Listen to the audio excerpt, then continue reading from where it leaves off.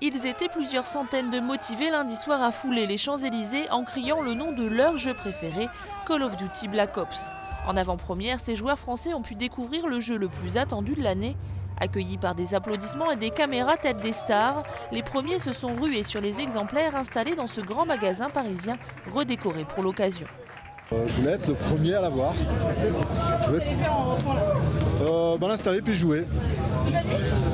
Toute la nuit je sais pas, mais jouer oui, une bonne partie en tout cas. Très heureux, 6 heures d'attente mais très heureux. C'est le jeu que tout le monde attend quoi, c'est la révolution du jeu même je dirais parce que il va battre MW2 déjà, c'est voilà. sûr.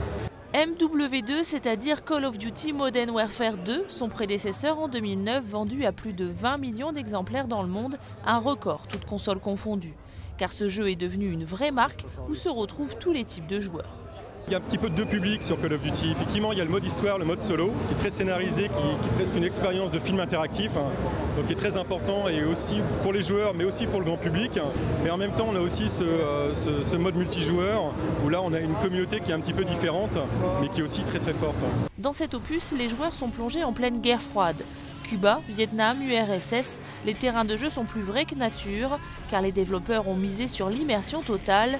Pour rendre le jeu hyper réaliste, des anciens combattants des forces spéciales de la CIA, le fameux corps des Black Ops, ont été consultés.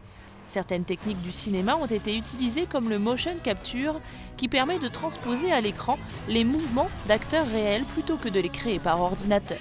On a utilisé une technique appelée Full Performance Capture qui consiste à enregistrer le son de la voix, à enregistrer les mouvements du corps et les mouvements du visage en même temps. Ça permet de conserver l'intégrité de la performance des acteurs ou la performance des cascadeurs. Ça se voit à l'écran, on atteint un niveau de détail, un niveau d'émotion. Disponible à partir de ce mercredi en Europe et aux États-Unis, Call of Duty Black Ops devrait être l'un des grands succès des fêtes de fin d'année.